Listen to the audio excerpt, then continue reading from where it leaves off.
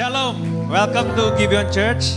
Di sini bukan tempat untuk orang sempurna, tapi tempat di mana kita disempurnakan dalam kuasa Injil dan kasih karunia Tuhan kita Yesus Kristus.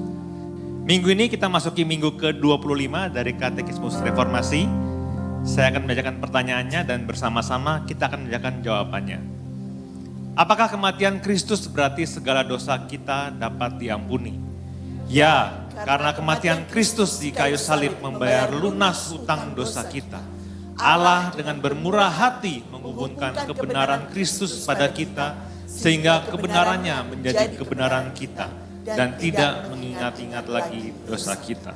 Sama-sama kita baca dari 2 Korintus 5 ayat 21. Dia yang tidak mengenal dosa telah dibuatnya menjadi dosa karena kita, supaya dalam Dia kita dibenarkan oleh Allah. Silakan duduk Bapak Ibu sekalian. Saat kita dengar kata hutang, kebanyakan kita manusia pasti mikirnya soal uang. Dan kita nggak pernah mikir gitu, hutang dosa itu apa akibatnya. Karena kita nggak familiar dengan hutang dosa, yang kita familiar dengan hutang uang gitu kan. Dan kita nggak tahu apa akibat dari hutang dosa. Saya mencoba memberikan sebuah ilustrasi dari sebuah cerita. Ini hubungannya dengan hutang uang ya.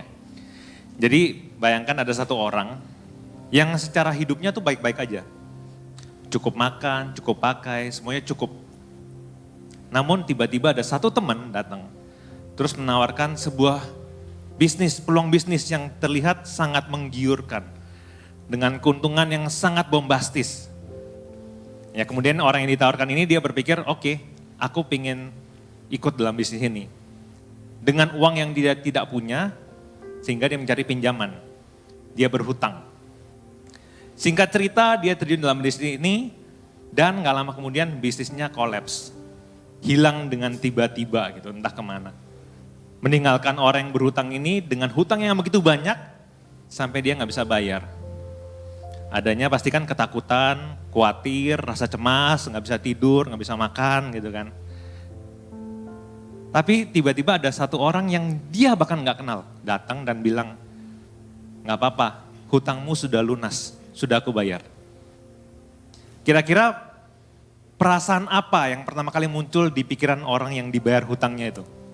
Ah, masa sih? Ah, yang benar, pasti tak.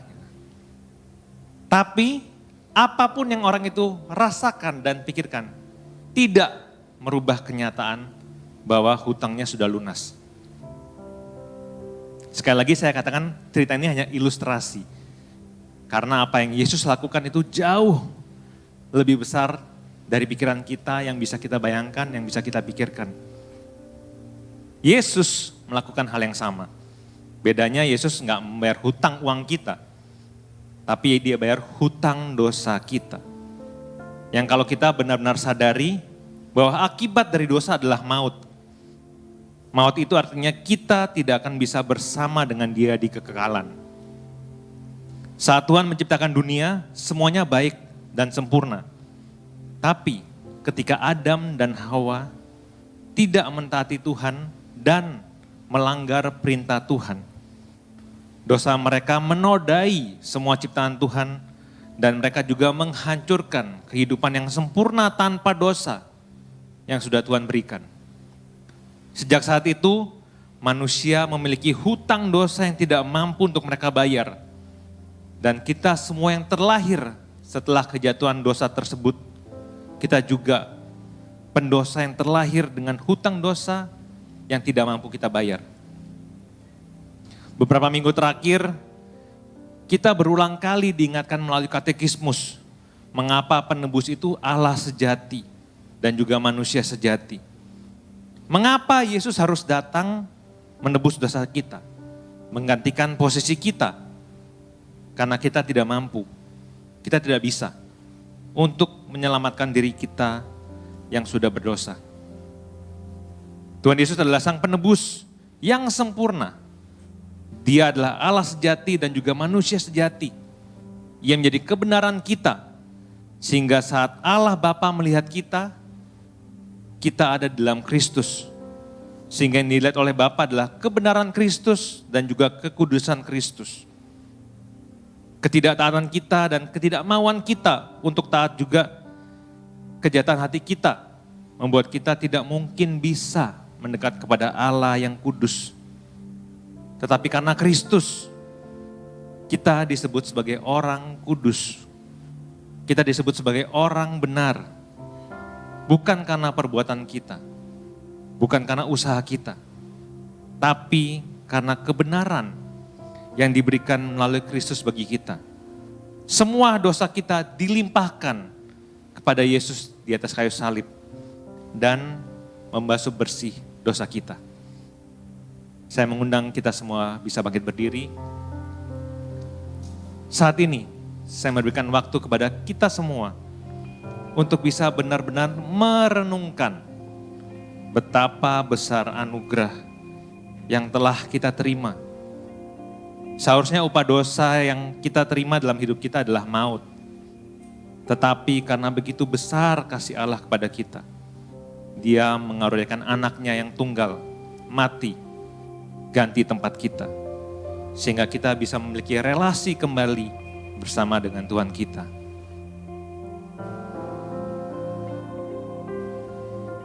Tuhan, kami berdoa saat ini, sungguh kami amat mengucap syukur atas cinta kasih-Mu dalam kehidupan kami, Tuhan.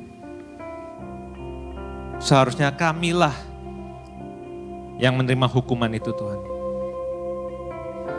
Seharusnya kamilah yang menerima maut itu, Tuhan. Tetapi karena besar cinta kasih-Mu dalam kehidupan kami, Engkau memberikan kami anugerah, karunia yang tidak layak kami terima, Tuhan. Engkau memberikan anak-Mu ganti tempat kami. Sehingga kami kembali bisa memiliki hubungan yang indah dengan Engkau, Tuhan. Ajar kami, Tuhan, dalam keseharian kami bisa menghargai dan menghidupi anugerah yang telah Engkau berikan kepada kami, Tuhan. Dan kami terus berjalan hari demi hari menjadi serupa dan segambar dengan Engkau, Tuhan. Terima kasih Tuhan, hanya di dalam nama Yesus Kristus kami sudah berdoa. Amin.